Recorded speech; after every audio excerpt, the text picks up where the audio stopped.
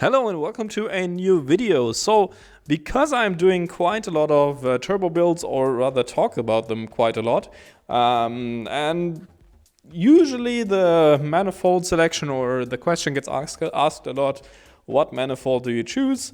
And I have a selection of budget options you can go for pretty much. Well, yes, this doesn't cover the expensive ones, but this channel is rather budget focused in general, so that doesn't really matter.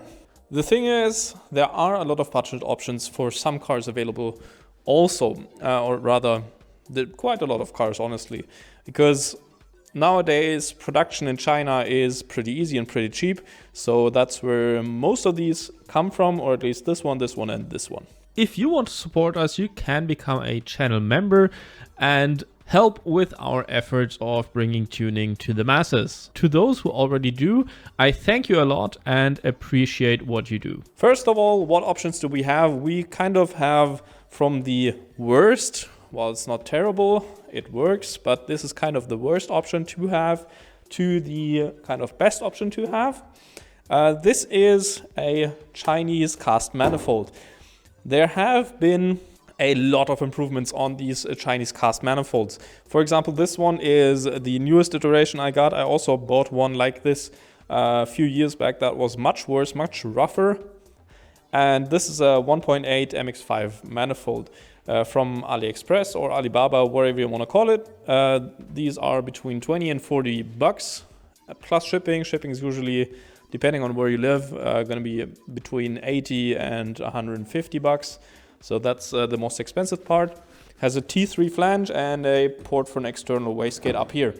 This one is a log manifold. So it basically has the cylinders right here, the ports that go into the basically a long tube right here, and then get sent out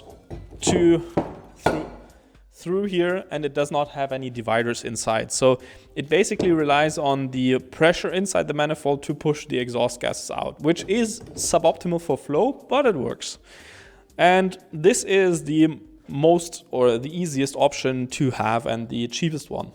The thing is, where they did improve a lot is the casting process.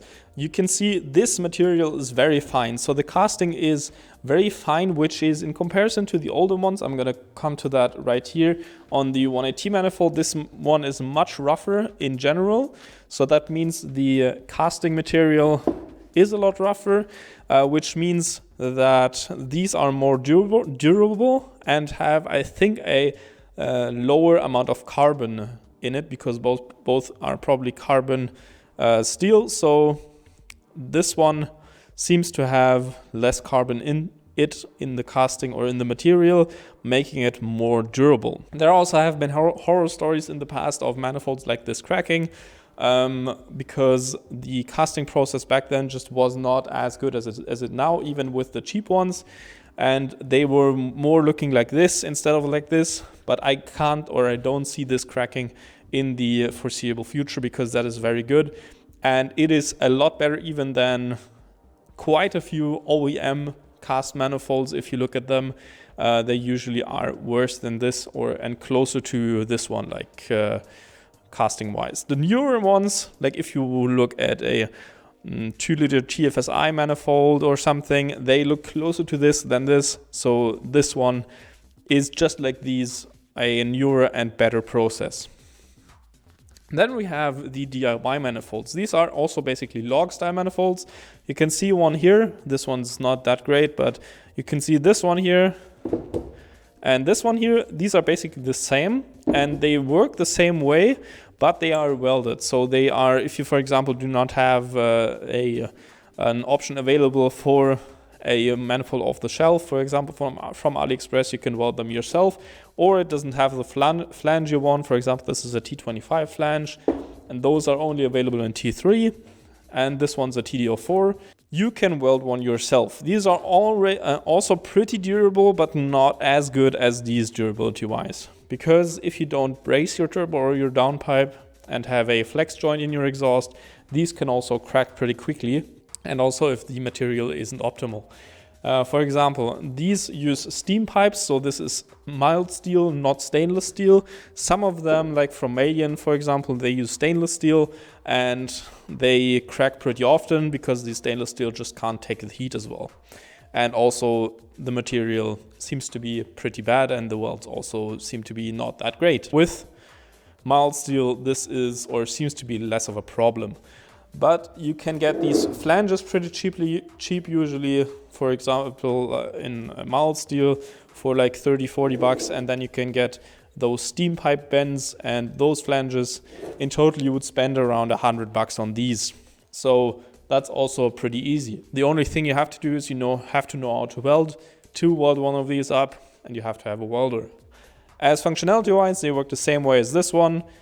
Not optimal, but still isn't too terrible. Then we have these ones. This is also a cast manifold, also a very cheap one. These can be had for about 60 to 80 bucks or euros. And as you can see here, they kind of have runners. So the cylinders have runners that basically direct the gas flow inside the manifold. And also if you look inside, it has dividers inside it, and it also looks a lot more flow efficient. But this is much more advanced and will work much better. It will make a lot more power than a normal log style manifold. While it is not ideal, because obviously you see cylinder 1 and 4 are quite a bit longer than 2 and 3. They are trying to make 2 and 3 a bit longer by curving these out a little bit. It's still not optimal, but that's what you get with the space constraints of a cast manifold. Then we have the same one right here, basically with a little bit of longer runners. That's a 4AG manifold. That already directs the gases upwards towards the turbo, depending on how you have it mounted. I already have a turbo on there. Basically the same thing pretty much, just this one's for a 180 engine and this one's for a 4AGE. Casting on both of these is pretty rough, so you might want to, for example, port these a little bit, because there can be casting flash on the inside, which hurts flow, and also the ports on these are pretty small, so I would suggest porting these if you're gonna run one. And as you can see here, the imprint from the T25 gasket is also actually bigger, so there might be room to port the flange a bit to get actually the turbo flowing a bit better and spool earlier actually. So that's also a possibility. The last one, and kind of not really budget option anymore, is building a tubular manifold. This one is, well, it's not built fully, but it was my first try. But you can see what I was going for. This is basically an almost equal length tubular manifold with a T3, T4 flange. And while this may look, or these may look kind of expensive to make, you can actually make them relatively cheaply by getting a flange plate, like for example for these DIY ones. And these collectors sometimes are relatively cheap if you find them. That's the problem. Even this cast one here I found for I think about 80 euros or something. While yes, that is more expensive, these cast ones are much easier to weld because you don't have to weld it yourself. So you don't have to go inside here with your torch to weld it, and you only have to weld the pipes on. So you're gonna be looking at about 120 euros for the two flanges, or the collector and the flange. And then what I used is steam pipe. Well, this is a little bit big. I think I made the mistake of making this a little bit too big.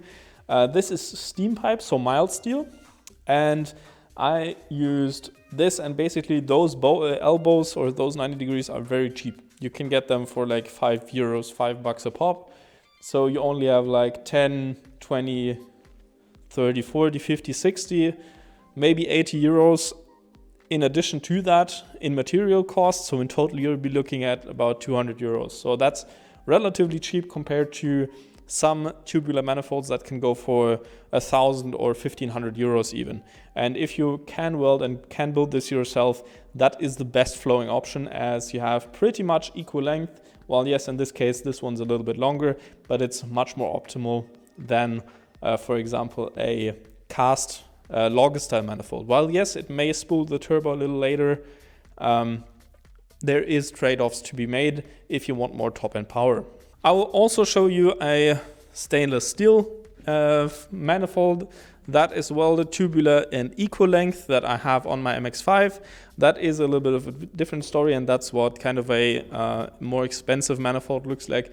But if you get the steam piping, as I said, and a mild steel flange, you can also make those pretty cheaply. That's it from me, and as always, I wish you a nice day and goodbye.